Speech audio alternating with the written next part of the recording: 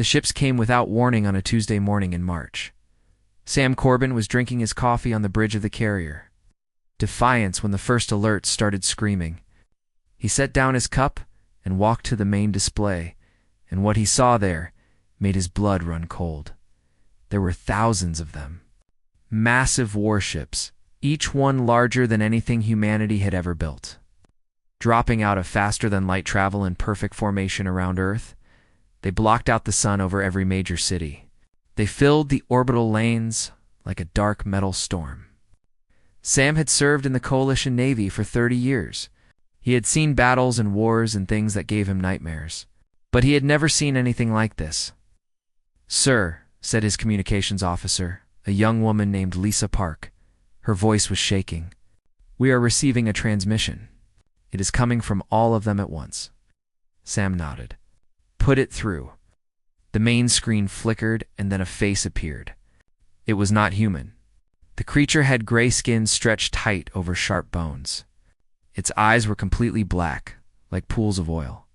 When it spoke, its voice was deep and cold, like stones grinding together in the dark. "I am Archon Valethus, Supreme Commander of the Velthari Empire. Your species has been evaluated. You have been found acceptable for service. You will kneel before the Empire. You will surrender your worlds, your ships, your weapons, and your freedom. You will become part of our great civilization. This is not a request. This is not a negotiation. This is your only warning. You have 6 hours to respond." The screen went dark. Sam stood very still for a long moment. Around him, his crew was silent. He could hear someone crying quietly at one of the back stations. He understood.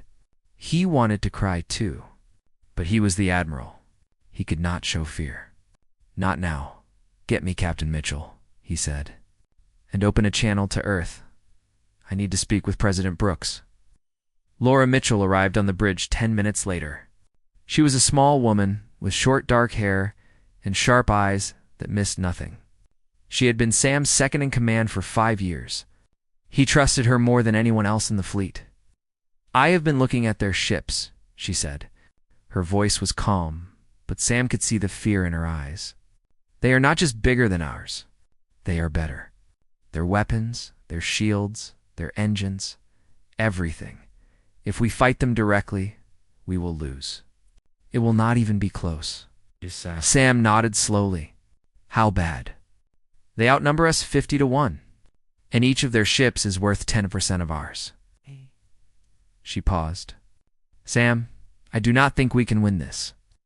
Before he could respond, the screen lit up again. This time it showed a face Sam knew well. President Nathan Brooks was a tall man in his 60s, with gray hair and kind eyes that had seen too much. He looked tired. He looked scared. But there was something else in his expression too. Something hard and stubborn. "Admiral Corbin," the president said, "I assume you saw the transmission?"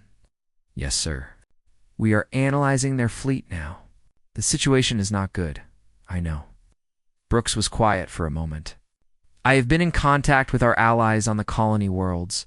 The Velthari have sent the same message to all of them. They expect us to kneel. They expect us to give up without a fight." Sam felt something cold settle in his stomach. "What are your orders, sir?" The president looked directly into the camera. His eyes were steady now. The fear was still there, but something else had joined it. Something that looked almost like defiance. "Admiral, I have studied the Velthari. In the last hour, I have learned everything our intelligence services know about them. They have conquered 47 species across this galaxy. Every single one of them knelt. Every single one of them became slaves. Their children are slaves. Their grandchildren are slaves. For some species, it has been this way for 1,000 years." He paused. "I will not let that happen to humanity. I will not let our children grow up in chains.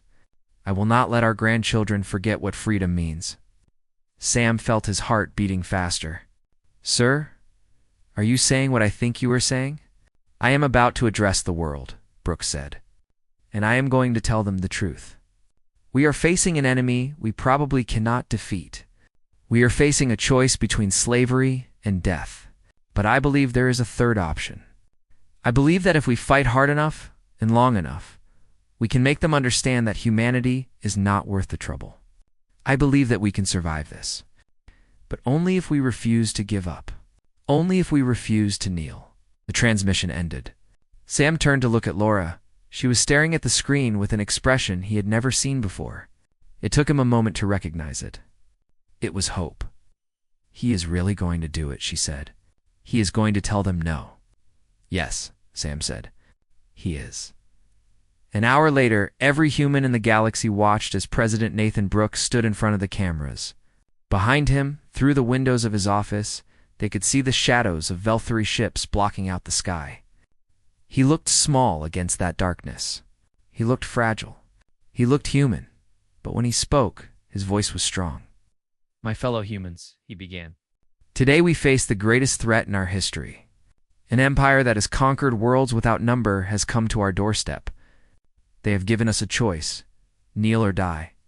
They expect us to choose as every other species has chosen. They expect us to give up. They expect us to surrender our freedom, our dignity, and our future. He paused. When he spoke again, his voice was quieter, but somehow more powerful. I have thought long and hard about what to tell you. I have thought about the easy path, the safe path, the path that might let us survive a little longer in chains. And I have decided that I cannot ask you to walk that path. I cannot ask you to give up everything that makes us who we are. I cannot ask our children to grow up as slaves. He looked directly into the camera. So here is what I will say to the Velthari Empire. Here is what humanity will say to the galaxy. Here is our answer to their ultimatum. He took a deep breath. We refuse to kneel across the 12 colony worlds. In every city, in every ship, in every small outpost on the edge of known space, humans heard those words, and something changed in them. Fear did not disappear, but something else grew beside it. Something old and fierce and unbreakable. Sam Corbin stood on the bridge of the Defiance and watched his crew. They were still scared. They were still facing impossible odds. But they were also standing taller now. They were also ready to fight. You heard the president? He said. All hands to battle stations. We have work to do. The war had begun. Archon, Veldus, did not understand. He had conquered 47 species across the galaxy. Every single one of them had knelt when they saw the size of his fleet. Every single one of them had chosen survival over pride. But these humans, these small, soft creatures from a small, wet world, had refused.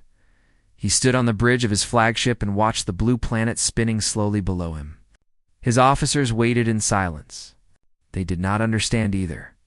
In 300 years of conquest, no one had ever said no. Perhaps they did not understand the message, one of his commanders suggested. Perhaps their translation was poor. They understood, Veldus said. His voice was cold and flat. They simply do not believe we will follow through. They think we are bluffing. They need a demonstration. He turned to his weapons officer. Target 3 of their outer colonies. The ones called New Hope, Meridian, and Frontier Station. Destroy them completely. Leave no survivors. The weapons officer hesitated for just a moment. 3 colonies meant billions of lives. But he had served the Empire for a long time. He knew better than to question an order. He pressed the button across the galaxy. 3 human worlds died in fire. Sam Corbin was on the bridge when the reports came in. He watched the footage in silence. He saw cities burning. He saw ships exploding. He saw the final transmissions from people who knew they were about to die. One of them was from a young girl, no more than 10 years old, who looked into the camera and said, "Tell my mom I love her." Laura Mitchell stood beside him. Tears were running down her face, but her voice was steady when she spoke. 3 billion people, gone in minutes. Sam could not speak. He could only stand there and feel the weight of all those deaths pressing down on him. He had known this would happen. He had known the Velthari would make them pay for their defiance. But knowing something and seeing it were 2 very different things. The next transmission came an hour later. Veldus appeared on the screen again, his black eyes empty of any emotion. "You have seen what we can do," he said. "You have seen the price of defiance. I will give you one more chance. Kneel now, and no more of your people will die. Refuse again, and I will destroy every world you have ever touched. The choice is yours." The screen went dark. Sam waited for the fear to come. He waited for the doubt, the weakness, the voice in his head that would tell him to give up. But it did not come. Instead, he felt something else growing inside him. It was hot and fierce and terrible. It was rage. "Give me Dr. Sullivan," he said. "Right now." Kate Sullivan was the head of Coalition Weapons Research. She was a small woman with wild gray hair and glasses that were always slightly crooked. She had been working on a secret project for the last 3 years, something she called the Disruption Program. Sam had never asked for details. Now he needed to know everything. She arrived on the bridge 20 minutes later, carrying a tablet covered in equations that Sam could not understand. "I saw the colonies," she said. Her voice was quiet, but there was iron underneath it. "I saw what they did. Can your weapons work?" Sam asked, "Can they hurt the Velthari?" Kate looked at him for a long moment. "I do not know," she admitted. "We have never tested them. We never had time. But in theory, yes. Their shields operate on a specific frequency. My warheads are designed to disrupt that frequency. If they work, we can punch through their defenses. If they do not work, we will all die very quickly." Sam nodded. "Then we test them now." In battle, the first engagement happened above Mars. The Velthari had sent a small fleet to destroy the shipyards there, expecting no resistance. They found the entire human navy waiting for them. Sam watched from the bridge as his ships formed up into battle lines. They were so small compared to the enemy, so fragile, but they were his people, and they were not running away. "All ships," he said into the com. "This is Admiral Corbin. Today we fight for everyone we have lost. Today we fight for everyone we might still save. Today we show the galaxy that humanity does not kneel. All ships engage." The battle was chaos. Velthari weapons tore through human ships like paper. Sam watched good people die, watched ships he had known for years explode in bright flashes of light. The enemy was too strong. The enemy was too many. And for a terrible moment, he thought it was over. Then Captain Danny Vega did something impossible. Danny was the commander of a light cruiser called the Morning Star. It was a small ship, meant for patrol and escort duty. It had no business being in a fleet battle. But Danny had insisted on joining the fight. He had family on New Hope. He had nothing left to lose. When his ship took a direct hit and began to break apart, Danny did not order his crew to abandon ship. Instead, he turned toward the largest Velthari dreadnought and pushed his engines to maximum. He aimed for the spot where the enemy shields were weakest, where Kate Sullivan's weapons had created a tiny gap in their defenses. His last transmission was simple: "Tell them we did not kneel." The Morning Star hit the dreadnought at full speed. The explosion was visible from Mars. When the light faded, the enemy ship was gone. It was the first Velthari warship destroyed in 300 years. After that, everything changed. The human fleet attacked with new fury. Kate's weapons worked better than anyone had hoped, creating gaps in enemy shields that human missiles could exploit. The Velthari lost 12 ships before they finally retreated. It was not a victory. Humanity had lost 40 ships. Thousands of good people were dead. But the Velthari had lost 2. They had learned that humans could hurt them. They had learned that conquest would not be easy. That night, Archon Valethus sent another message. His voice was still cold, but there was something new in it. Something that might have been uncertainty. "You have surprised us," he said. "But you cannot win. You will run out of ships, out of soldiers, out of worlds. In the end, you will kneel. All species do." Sam Corbin recorded his response himself. He was tired. He was grieving. He had watched too many people die. But when he spoke, his voice was steady. "We did not kneel yesterday. We will not kneel today. And when tomorrow comes, we will still be standing. However long this takes, however much it costs, we will never give up. You can destroy our ships. You can burn our worlds. but you will never break our spirit. And as long as one human is still breathing, we will fight." He paused and looked directly into the camera. "We refuse to kneel, and we will keep refusing until you give up or we are all dead. Those are your only options. Choose wisely." Across the galaxy, humans watched their admiral speak, and in their hearts, something unbreakable began to grow. 5 years passed. 5 years of blood and fire and endless war. Sam Corbin stood at the window of his quarters on the Defiance and looked out at the stars. He was older now. His hair had gone gray. There were lines on his face that had not been there before. He had watched too many friends die. He had sent too many young people to their deaths. Some nights he could not sleep at all. Humanity had lost 7 colonies in those 5 years. The Velthari had killed billions of people, but they had paid for every world they took. They had lost more ships fighting humans than in their previous century of conquest. And across the galaxy, something strange was happening. The slaves were starting to wake up. Lieutenant Commander Megan Harris had been fighting behind enemy lines for 3 years. She led a small fleet of fast ships that struck Velthari supply lines and then disappeared before they could be caught. The enemy called her the Ghost. They had put a bounty on her head large enough to buy a small planet. She did not care about the bounty. She cared about winning. Tonight, she was hiding in the shadow of an asteroid, watching a Velthari supply convoy pass by. Her first officer, a young man named Tony Reeves, sat beside her on the bridge. 12 cargo ships, he said quietly. Heavy escort. For destroyers, 2 cruisers. If we hit them, we will take losses. Megan nodded. They know. But those supplies are heading for the front lines. If we stop them, it might give our main fleet the time they need. She gave the order.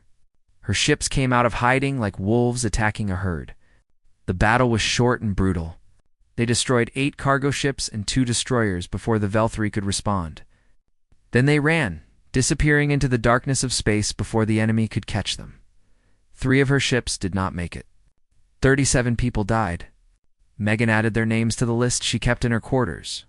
The list was very long now, but as they fled, something unexpected happened. A transmission came through on an old frequency, one that humanity had stopped using years ago. The voice that spoke was not human, Ghost had said. The word was strange in the alien mouth, but recognizable. "We have seen you fight. We have heard the stories. We wish to speak with you." Megan looked at Tony. He shrugged. "Could be a trap." "Could be," she agreed. "But we have been fighting alone for 5 years. Maybe it is time to see if we have any friends." The meeting happened on a dead moon in a system that neither side controlled. Megan went alone, against the advice of everyone in her fleet. She brought a pistol and a prayer. The alien waiting for her was unlike anything she had seen before. It was tall and covered in green scales, with 4 arms and eyes that glowed like copper. When it spoke, its voice was deep and rumbling. "I am Kethver," it said. "I speak for the Kethri people. We have been slaves of the Velthari for 2,000 years." Megan kept her hand near her weapon. "Why did you want to meet?" Kethver was silent for a long moment. Then it did something that surprised her. It lowered its head in what was clearly a gesture of respect. "Because you did something we had forgotten was possible," it said. "You refused to kneel. For 2,000 years, my people have served the Empire. We have forgotten what freedom means. We have forgotten what hope feels like. But then we heard about the humans. We heard about the species that said no, and something woke up inside us. Something old and angry and hungry for freedom. It raised its head and looked at her with those glowing eyes. The Kethri are ready to fight. We need allies. We need teachers. We need someone to show us how to stand." Megan felt tears forming in her eyes. She blinked them away. "We are not doing so well ourselves. We have lost 7 worlds. Billions of people are dead. But you are still fighting," Kethver said. "That is what matters. That is what gives us hope." Over the next year, Megan worked with the Kethri rebels in secret.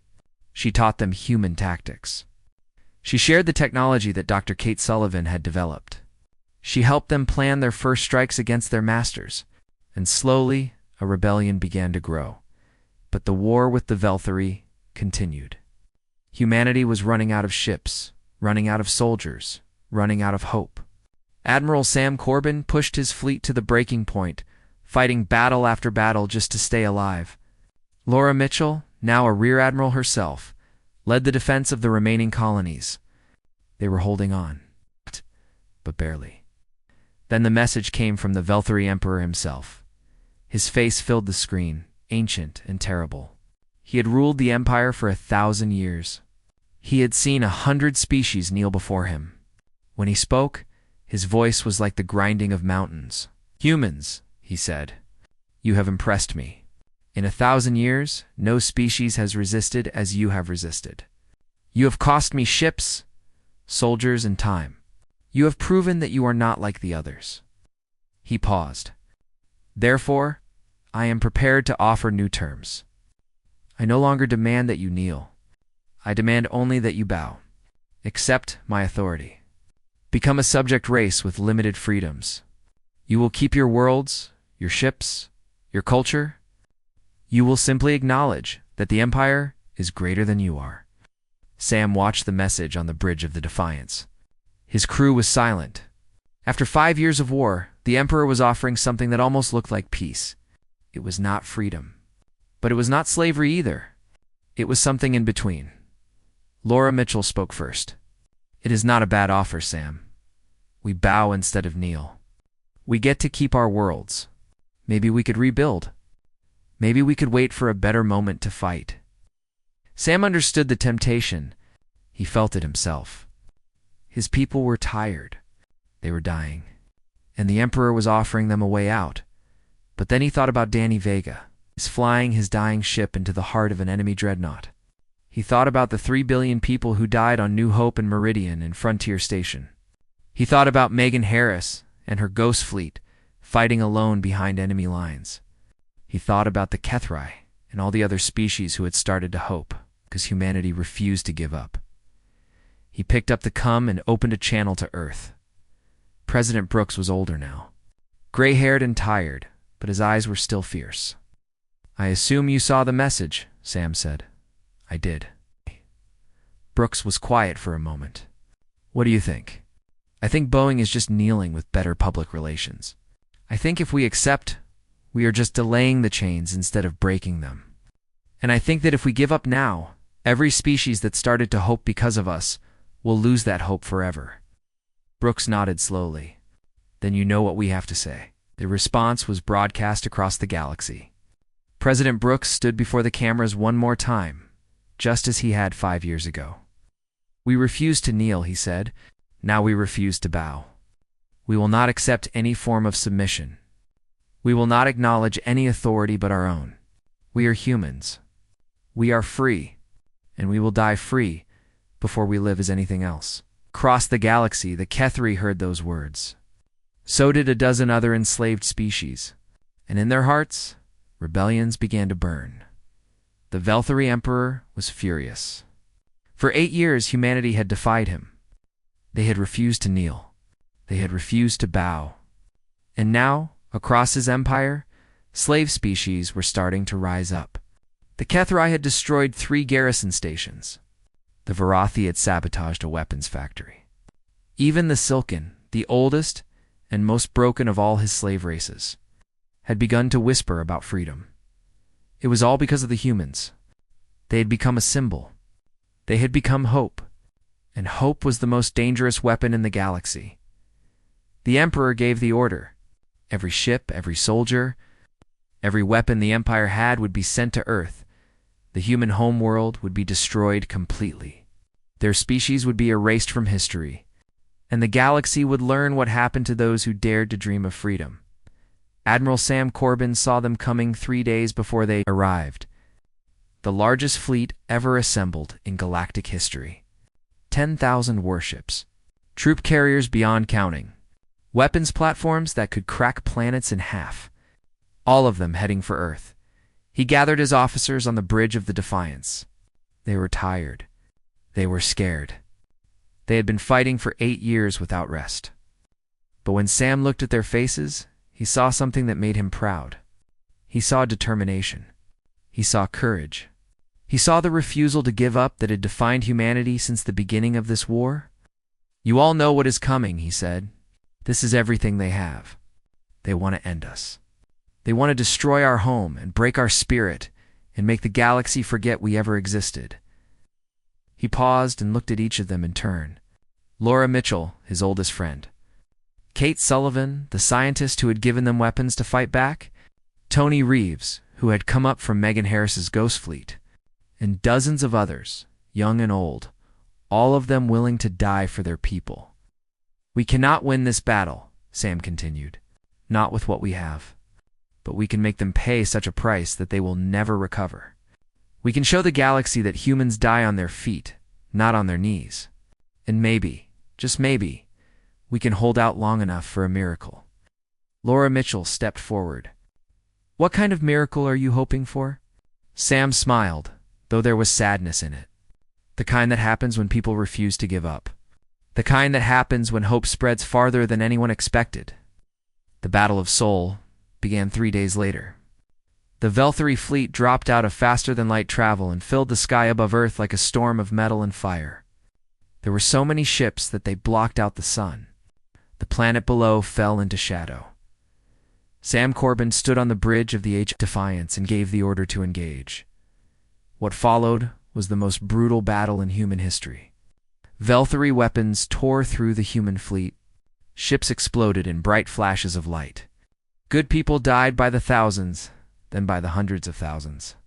Laura Mitchell led the fighter squadrons, weaving through enemy fire with impossible skill.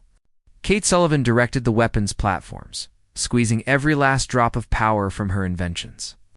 Tony Reeves commanded the rear guard, protecting the evacuation ships that were trying to save civilians, but it was not enough. It was never going to be enough. On the 6th day, the Velthary broke through the orbital defenses and began bombing Earth. Entire cities disappeared in pillars of fire. The oceans boiled. Mountains crumbled into dust. Sam watched his homeworld die and felt something break inside him. On the 8th day, the Defiance took a direct hit. The bridge was destroyed. Sam was thrown across the room, his body broken in a dozen places. When he woke up in the medical bay, the doctor told him they had to evacuate. "No," Sam said. His voice was weak, but his eyes were fierce. "I am not leaving my ship. I am not leaving my post. If Earth falls today, they will find me standing where I belong." On the 10th day, the moon was shattered. Debris rained down on Earth. The planet was dying. The fleet was almost gone. Sam Corbin, held together by bandages and willpower and nothing else, watched from his ruined bridge and prepared to give the order for a final charge. Then the miracle happened. Megan Harris's voice came through the cum, filled with an emotion that Sam had not heard in years. Joy. "Hey, Sam. Sam, look at your sensors. Look at what is coming." He turned to the display. For a moment, he could not understand what he was seeing. There were ships appearing at the edge of the solar system. Hundreds of ships, then thousands. Ships in configurations he had never seen before. Ships bearing symbols that were not human. "It is the Kethri," Megan said, and now she was laughing. "It is the Kethri and the Varathi and the Silken and 6 other species. They rose up, Sam. They rose up across the Empire, and they came to help us." Kethver's voice came through next, rumbling and fierce. "Humans, we heard you were in trouble. We came as fast as we could. Today, we fight together. Today, we show the Empire what happens when slaves remember how to stand." The rebel fleet hit the Velthary from behind. Ships that had ruled the galaxy for 1,000 years found themselves caught between 2 enemies. The slaves they had broken were no longer broken. The hope they had tried to crush had spread too far to stop. The battle lasted 2 more days. Earth was scarred and broken, but it survived. The Velthary fleet was destroyed almost completely. Archon Vaelthus went down with his flagship, cursing humanity with his last breath. On the 12th day, the guns fell silent. Sam Corbin stood on the ruined bridge of the Defiance and looked at what was left of his fleet. They had lost so many. The cost was beyond counting, but they had one. A transmission came through from the Velthari Emperor. His face was twisted with rage and something else, something that looked almost like fear. "This is not over," he said. "I will rebuild. I will return. And I will make you suffer for what you have done." Sam Corbin was tired. He was broken. He had lost friends, family, and more than he could ever say. But when he spoke, his voice was steady. "You can try. But let me tell you what will happen. We will be here waiting for you. And so will they." He gestured at the displays showing the Allied fleet. "You spent 1,000 years teaching the galaxy to kneel. We spent 8 years teaching them to stand. And now they remember what you made them forget. Freedom is worth fighting for. Hope is worth dying for. And no empire, no matter how powerful, can break the spirit of those who refuse to bow." He leaned forward, his eyes burning despite his wounds. "So come back whenever you want. We will be ready. And next time we are not just going to defend. Next time, we are coming for you." Ain't the transmission ended? Across the galaxy, enslaved species heard the news. Earth had survived. The Empire had been broken. And humanity was still standing. The age of kneeling was over. The age of freedom had begun. 2 years after the Battle of Sol. The Velthari Empire collapsed. It did not happen all at once. It happened in pieces, like a building falling apart brick by brick. The rebel species pushed forward, taking back worlds that had been stolen from them centuries ago. The Velthari fought back, but their heart was broken. They had been invincible for 1,000 years. They had never imagined that slaves could rise. They had never imagined that one small species from a small wet world could change everything. The Emperor died in his palace, alone and afraid, as rebel ships burned in the sky above his homeworld. His last words, according to the few who were there, were a question: how? How did they beat us? Nobody answered him. But the answer was simple. They beat him because they refused to give up. They beat him because hope is stronger than fear. They beat him because once people remember how to stand, they never forget again. Sam Corbin did not see the end of the war. His injuries from the Battle of Sol never fully healed. He spent his last months in a hospital on Earth, watching through the window as his broken world slowly came back to life. Trees were planted in the ashes of dead cities. Rivers flowed again through valleys that had been turned to glass. Children played in parks that had been built on the graves of their grandparents. Laura Mitchell visited him every day. She would sit beside his bed and tell him about the news from the front. Each day brought reports of another Velthari defeat, another world freed, another chain broken. Sam would listen and nod and sometimes smile, though it clearly hurt him to do so. "We did it, Sam," Laura said one evening. The sun was setting over the ruins of what had once been a great city, painting the sky in shades of gold and red. "We actually did it. We saved our people. We freed the galaxy." Sam looked at her with eyes that were still fierce despite his weakness. "No," he said. "Not we. They did it. The young people who flew into battle, knowing they would not come back. The scientists who worked without sleep to give us weapons. The soldiers who held the line when everything seemed lost. They did it. We just gave them the chance." He was quiet for a moment. "Do you remember what I said at the beginning? When the Velthari first came," Laura nodded, "you said we refused to kneel." Yes. "But it was never about the words. It was about what the words meant. It was about deciding that some things are worth dying for. Freedom. Dignity. Hope. The Velthari forgot that a long time ago. They thought power was everything. They thought fear was enough to control the galaxy. But fear only works until people find something they are more afraid of than death. What are people more afraid of than death?"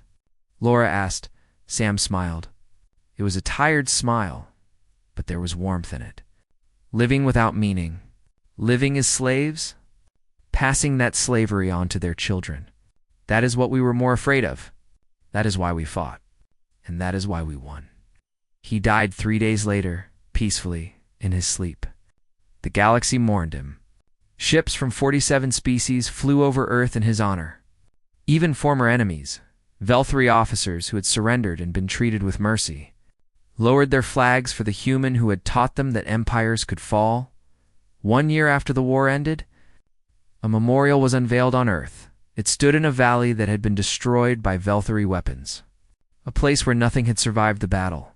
Now, grass grew there again. Flowers bloomed. And in the center of the valley, a wall of black stone stretched for miles, covered in names, the names of every human who had died in the war. Billions of names carved into stone that would last forever. Megan Harris stood at the ceremony, wearing her uniform for the first time in months. She had retired from the military after the war. She had seen enough fighting to last several lifetimes. But today was different. Today was about remembering. Beside her stood an old friend. Tony Reeves had gray in his hair now, and scars that would never fade. But he was smiling as he looked at the memorial. "Do you think they would be proud?" he asked everyone who died. "Do you think they would be proud of what we built?" Megan looked at the wall of names. She saw friends there. She saw family. She saw people she had led into battle, knowing some of them would not come back. "I think they would be proud that we are still free," she said. "I think that is all they ever wanted." Ambassadors from 47 species attended the ceremony. They came from worlds that had been enslaved for centuries, from worlds that had only just learned what freedom meant. They stood together, former masters and former slaves, and they watched as speakers took the stage. Cuthbert spoke first. He was old now, his scales faded and his movements slow, but his voice was still strong. "I was born a slave," he said. "My parents were slaves. Their parents were slaves. For 2,000 years, my people served the empire. We had forgotten what freedom meant. We had forgotten what hope felt like. We had even forgotten how to dream." He paused and looked at the human faces in the crowd. "Then we heard about you. We heard about the species that said no. We heard about the ships that flew into certain death rather than surrender. We heard about the soldiers who wrote, 'We refuse to kneel on their helmets before going into battle.' And something woke up inside us. Something old and fierce and beautiful. We remembered how to stand." He bowed his head toward the memorial. "You did not just save your own people. You saved all of us. You showed the galaxy that chains can be broken, that tyrants can fall, that the powerful are not invincible. You gave us back something we had lost. You gave us back ourselves." President Nathan Brooks gave the final speech. He was very old now, his hair white and his hands shaking. But when he spoke, his voice carried the weight of everything humanity had survived. 11 years ago, they came to our world and told us to kneel. We refused. They burned our colonies and told us to bow. We refused. They sent their entire empire against us and told us to break. We refused. He looked at the memorial, at the miles of names carved in black stone. They are the reason we are still here. They are the reason we are still free. They paid the price that freedom demands, and we will never forget them. He turned to face the crowd, humans and aliens standing together under a clear blue sky. "Let this memorial stand forever. Let it remind the galaxy what happens when ordinary people decide that some things are worth fighting for. Let it remind every tyrant who comes after that empires can fall. And let it remind every slave, every prisoner, every beaten-down soul who has forgotten how to hope that they are not alone. That someone, somewhere, will always stand up. That freedom is not a gift given by the powerful, but a right claimed by the brave." He looked up at the sky, at the stars that humanity had almost lost. "They asked us to kneel. We refused. They asked us to bow. We refused.